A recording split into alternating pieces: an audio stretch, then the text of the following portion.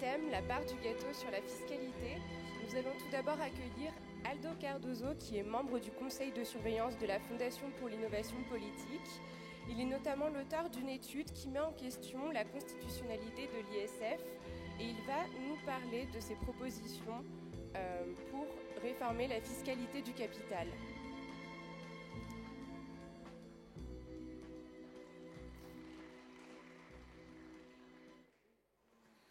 C'est très difficile de parler d'impôts et de parler d'argent après toutes les présentations qu'on a eues depuis 0 heure. Je suis à peu près le 100e intervenant.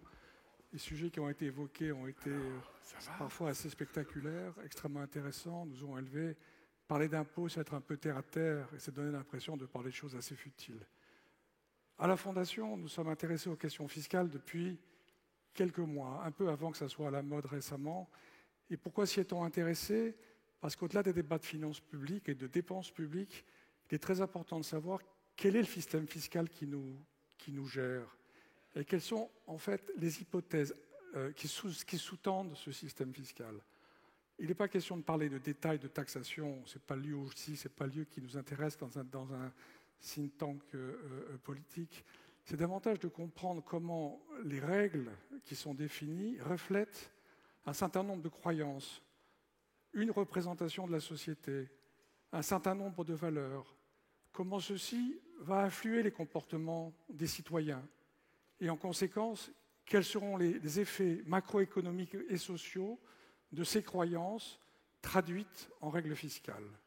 Et c'est pour ça que ce sujet a été abordé à la fois par un micro-sujet qui est la question du modèle ISF français, mais également, au moment où nous sommes intéressés au pacte de compétitivité, à la nécessité, à notre avis, qu'il aurait fallu d'y ajouter un volet fiscal pour prendre en compte cette variable donc, comme une variable économique à part entière.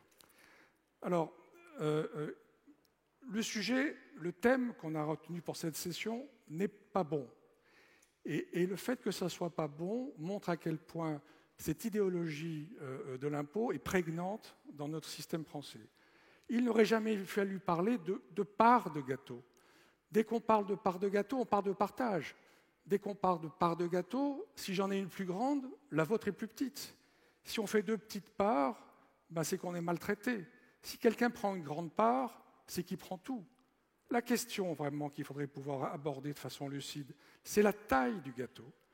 Et donc notre raisonnement de citoyen, le message qu'il faudrait passer aux politiques, c'est de vraiment s'intéresser à faire croître le gâteau pour qu'à l'arrivée, les parts des uns et des autres soient plus grandes et dans un gâteau plus grand, que même la table plus petite soit plus grande qu'une petite part d'un petit gâteau ou qu'une grande part d'un petit gâteau. Et ça, c'est un débat qui est difficile à avoir. Quand on regarde les effets des politiques économiques qui sont conduites en France depuis 30 ans, on voit ce qu'ils sont. On voit des dépenses publiques qui ont explosé, à la fois au niveau social, au niveau territorial, au niveau de l'État. On voit que ceci a été beaucoup plus rapide que la croissance du PIB, et on voit donc qu'en conséquence, ça a été financé par l'augmentation de l'impôt, taux de prélèvement obligatoire, ou par l'augmentation de la dette. Et quand on croit que le prélèvement obligatoire ne sont qu'à 45%, on se trompe, on rêve. Il faudrait y ajouter le déficit, qui est en fait un prélèvement différé. Quand on a 5% de déficit, c'est un prélèvement qu'on ne fait pas tout de suite, mais qu'on fera demain. Et quand on dit 5%, parce que c'est pourtant du déficit, on rêve, parce qu'il faudrait ajouter les intérêts à ce déficit financé par la dette. Donc le taux de prélèvement obligatoire d'aujourd'hui est extrêmement élevé, trop important. Il étouffe la croissance. Il étouffe la société. La passion française de l'égalité nous a fait oublier que l'objectif de l'impôt, c'est d'abord la répartition des dépenses publiques, c'est ensuite l'orientation, cadre de directeur d'un État stratège qui est la hauteur de vue nécessaire et qui œuvre pour le bien-être commun, et c'est ensuite la correction d'inégalités, ou plutôt la mise en place de filets de récupération, de mutualisation du risque, mais pas de répartition forcenée, quitte à étouffer la croissance. La croissance, c'est ce qu'il faut retrouver aujourd'hui absolument. La croissance, c'est elle qui générera les recettes nouvelles. La croissance, c'est elle qui fournira l'emploi. Alors bien sûr, pour qu'il y ait croissance, Il faut qu'il y ait un environnement favorable, infrastructure, formation, ressources naturelles. La France a pas mal de tout ça. Il faut aussi 2 facteurs de production essentiels, et je vous renvoie à vos cours d'économie des jeunes années. 2 facteurs de production, capital et travail. On a finalement compris en France l'importance du facteur travail. On commence finalement en France à voir comment réduire le coût du travail pour que ce facteur de production soit pleinement utilisé et qu'on puisse améliorer la compétitivité des entreprises françaises. On ne s'intéresse absolument pas aujourd'hui au 2e facteur clé de production, qui est le capital. Le capital, aujourd'hui, est un concept inconnu dans le langage des politiques ou des médias français. Le capital est un mot tabou. Dès qu'on parle de capital, on parle de riches. Si on parle de riches, ce n'est pas politiquement correct. Si on parle de riches, on parle d'enrichissement. Si on parle de riches, on parle d'intérêt. Dans une société qui est un hybride de société catholique et de société marxiste, qui est la pire des combinaisons possibles, on a tous les effets négatifs et on n'a pas la compréhension que les anglo-saxons ont des facteurs de production et on n'a pas un environnement qui permet la stimulation du capital, la rentabilité du capital. Oui, c'est un gros mot, la rentabilité du capital. Il faut que le capital soit rentable pour s'investir. Si le capital ne trouve pas de rentabilité, ils ne s'investissent pas. Et tous les projets dont on parle depuis 0 heure, tous ces projets magnifiques qu'il faut financer, soit par l'investissement dans une entreprise, soit par le don, soit par la philanthropie, qui va les financer s'il n'y a pas de capital? Qui va les financer s'il n'y a pas d'épargne? Qui va les financer s'il n'y a pas de comportement individuel permettant de choisir les bons projets, de suivre les bons projets, d'aider les bons projets?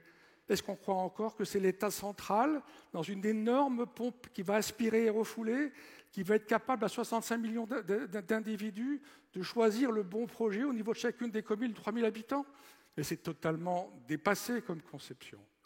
Il faut aujourd'hui remettre le capital, l'épargnant, l'individu, l'épargne au centre de nos conceptions.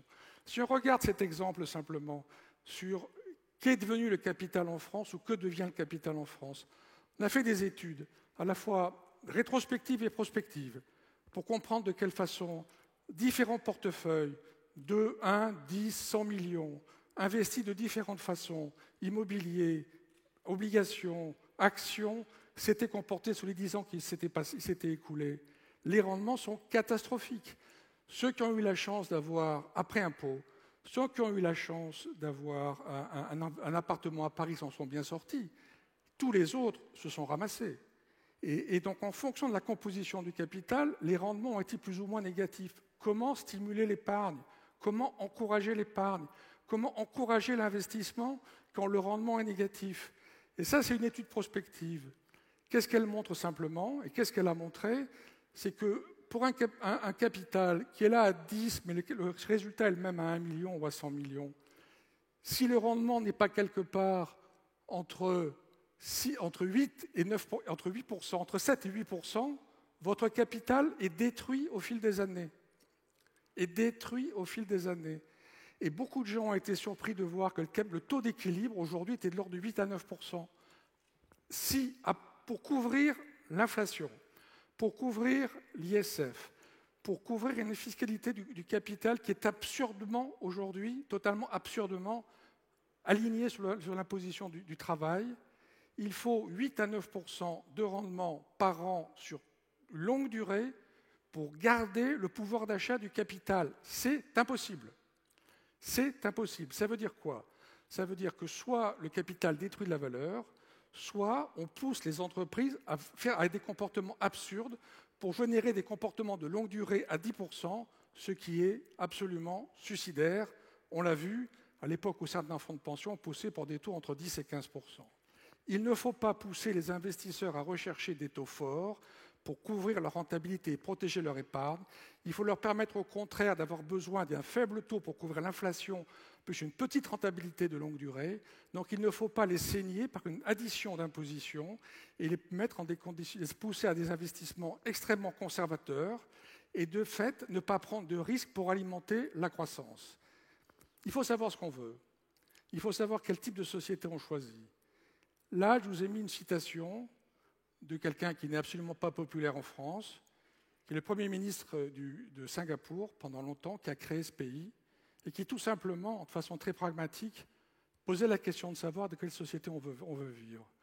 Est-ce qu'on veut une société égalitaire, farouchement égalitaire, totalement égalitaire, qui prend le maximum et qui mesure les inégalités chaque semaine et qui conclut que tant que tout le monde n'est pas au même niveau, il faut continuer à le prélever et sinon on n'a pas dans le bon modèle de société?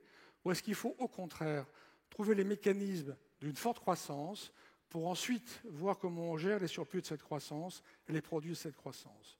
Je crois que dans une société libérale, il faut vraiment mettre l'individu au centre. Je crois qu'il faut faire confiance aux initiatives individuelles. Je crois qu'il faut laisser les épargnants profiter de leur épargne. Je crois qu'il faut faire en sorte que les choses soient décidées au niveau local par l'individu.